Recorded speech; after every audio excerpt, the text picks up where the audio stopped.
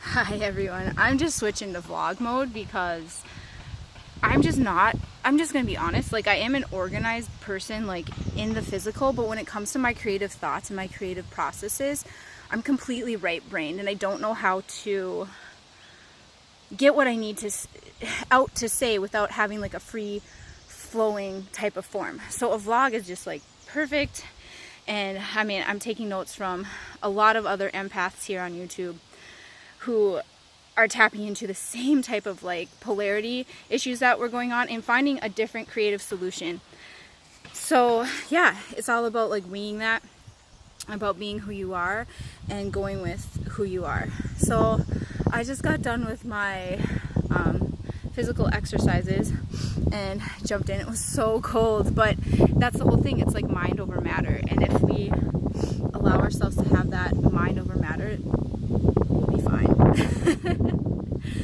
So of course now I'm on here, I'm not going to even remember what I'm going to say, but I had a talk with my mom this morning, and I've been feeling a lot of cognitive dissonance within my relationships, and that I realized is on me. I realized, I mean, in increasing steps, how much my energy is feeding that very system which I no longer want to be in place. And I've been asking myself, okay, what do I need to change? Show me in my everyday life, in my dreams, in any way, shape, or form. Show me what I need to change so I can manifest the life I want, the world I want, and believe that we can have. So what came up was a lot of uncomfortable feelings. And that's the thing about duality, is there is duality, and we can't change that. We have to realize that each side of things is valid and exists in the world.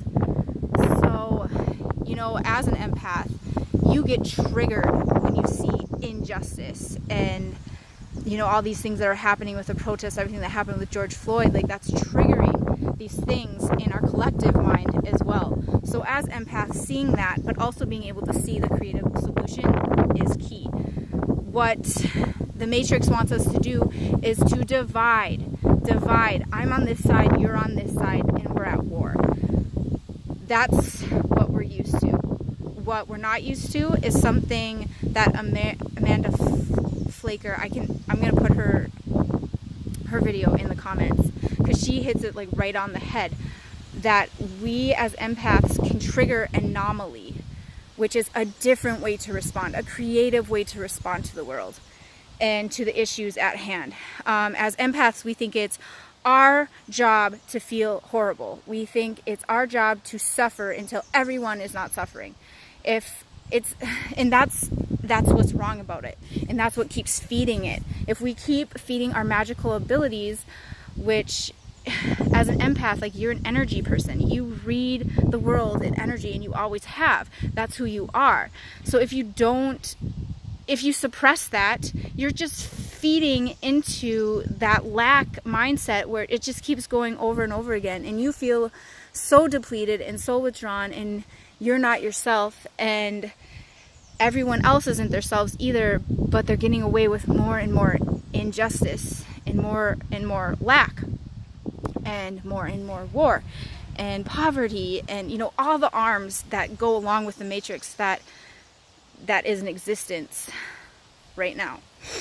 So of course, you know, when you ask yourself to see the things that you need to change, there's going to be uncomfortable feelings, and those are the things that we are avoiding. So yesterday I had a really uncomfortable conversation with my parents, and especially with my mom, where I had to create boundaries in a way that I never had before, and it was so uncomfortable, but it triggered a response in her where she was able to look at herself, and I was able to not take on those feelings that I have always taken on since childhood, that it's like my responsibility to make her happy, to make her feel less uncomfortable and to suppress my feelings so that she feels like she's right and she feels validated. And the same goes with my dad, but there's like a whole other cognitive dissonance on that side of the things, which I'm not even ready to touch, because I need to grow stronger and realize my own self-worth before I can touch that. But I can see the more that you take your power back, the more that you realize that you're not responsible for other people's feelings, the more you're not going to feel like you need to stand up for anything. And that goes for like all of us in general. We're not here to stand up for anything. We're here to be sovereign, autonomous beings who are creators in this wonderful planet that we call home. Because this, I mean, look at this. This is complete chaos, but it is completely perfect. So what's happening is we're trying to create this thing where we control everything, and we control the outcomes, and we have policies and laws and all these things in place, which I'm not saying that there isn't a place for those. We do need structure. We do need those things in order to survive. What I'm saying is that has taken a dominance over us, and we forget about how the natural world is, yes, structured. I mean, look at this tree. This tree isn't straight. This tree isn't perfect. It isn't aligned perfectly, but look at how beautiful it is, and look at how much it's thriving and growing, and it has the ability to be perfect within its perfectness. So there's that right and that left brain type of balance in nature that us as humans lack for some reason. And because of that, we've kind of taken on like this parasitic nature to us, where we feed off of each other and we feed off of the planet, but we aren't symbiotic in that. We end up depleting each other, we end up depleting the planet, and then we're never satisfied. So really and truly, I mean, this comes back to the twin flame stuff, which in relationship, that triggers in us the codependent, the narcissistic, the empathic cycles that we see everywhere. Not just within like the twin flame dynamic. That's just kind of like on our personal level, especially with those empathic people who have peace and joy and balance already encoded in their DNA, and we can envision that and we can see that timeline. Okay. So that is what relationship does for us. It shows us where we're lacking and where we need to change. And if we ignore that, then we're just going to keep refeeding and refeeding. Or if we're not even aware of it, or if we're not seeking to become aware of it, we will stay in that paradigm, and we will keep manifesting the lack and the depletion and the unsatisfaction.